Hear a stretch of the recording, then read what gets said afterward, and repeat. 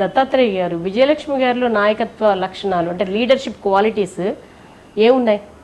మీరు ఎప్పుడు ఐడెంటిఫై చేశారు? అంటే ఇప్పుడే తొందరపడి చెప్పలేము, కానీ ఇంకా ఆమె ప్రయత్నంలో ఉంది. కానీ మంచి ఆర్గనైజర్, మంచి ఆర్గనైజర్, మంచిగానే అన్ని విషయాలు ఆలోచన చేసి ఏ విధంగా చేయాలి, సంఘటన ఏ విధంగా చేయాలి అనే దీంట్లో ఉంది.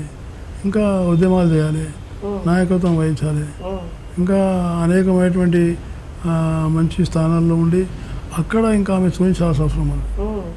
కాబట్టి ఇప్పుడే నేను నాయకత్వం అని అనలేను, కానీ ఉద్యమాలు చేయాలి. ఉద్యమాలు చేస్తేనే నాయకత్వం వస్తుంది. ఉద్యమం లేకుండా నాయకత్వం రాదు. మనము ఎంత కోరినా మనం తయారు చేద్దామంటే నాయకులు తయారు కాదు. నాయకుడు అనేవాడు సహజంగా వస్తాడు. కాబట్టి ఆ సహజ సిద్ధంగా రావాల్సిందంటే ఉద్యమాలు, సంఘటన. కానీ మీనాటి కాలానికి ఇప్పటికీ మొత్తం పొలిటికల్ సినారియో మారిపోయింది. అంతా రిఫార్మ్స్ వచ్చేసాయి. అండ్ రాజకీయాలంటే కొంత సున్నితంగానో లేకపోతే మర్యాదపూర్వకంగానో ఉండట్లా. మీరు కూడా గమనిస్తున్నారు. అంటే తిట్టుకోవడము, లేకపోతే ప్రతి విమర్శలు చేసుకోవడము, ఇవే కనపడుతున్నాయి. మరి ఎలాంటి రాజకీయ పాఠాలు నేర్పుతున్నారు విజయలక్ష్మి గారికి? అంటే ఇప్పుడు కొంత తరం మారింది, అంతే. కాలం అనేది అదే, తరం మారింది. కొంచెం అన్ని అవకాశాలు ఎక్కువ వచ్చినాయి. సోషల్ మీడియా వచ్చింది. కాబట్టి ఇప్పుడు అన్నీ కూడా టెక్నాలజీ ద్వారానే జరుగుతున్నాయి. అయినా కూడా ప్రాథమికంగా ఎంత టెక్నాలజీ ఉన్నా, ఏ విషయాలున్నా ఉద్యమాలు అనేది తప్పదు. ఉదాహరణగా ఏదైనా ఒక ప్రభుత్వం ఒక వైఫల్యం జరిగిందంటే దాన్ని ప్రదర్శన ద్వారానే చూపించగలుగుతాం.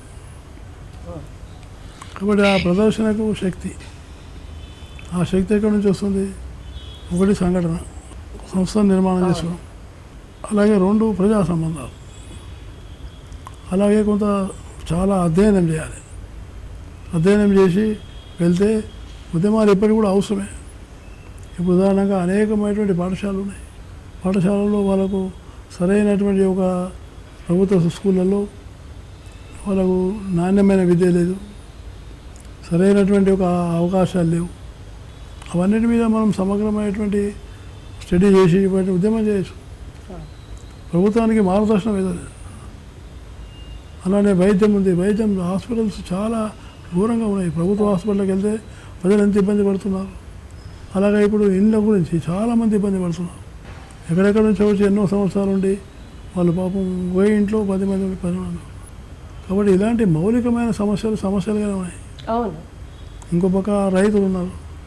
రైతులు ఎంత బాధపడుతున్నారు. ధాన్యం విషయంలో తీసుకొని ఇప్పుడు ధాన్యం కొనుగోలులో ఎంత అంటే ఇన్ని సంవత్సరాల నుంచి ధాన్యం కొనుగోలు చేసినా మళ్ళీ ధాన్యంలో రైతులు బాగా దైన్య పరిస్థితిలో ఉన్నారు. కాబట్టి అక్కడికి వెళ్ళడము, వాళ్ళని కలవడము, మనం చాలా ప్రభుత్వాన్ని మేలుకొల్పచ్చు. సో అందువల్ల ఇది స్వరూపం కొంచెం మారిన పద్ధతి కొంచెం మారిన మన మనిషి యాక్టివిటీ. ఇప్పుడు నా ఉద్దేశం ఏంటంటే మనం ప్రజల దగ్గరికి పోవాలి, వాళ్ళు మన దగ్గర రావద్దు.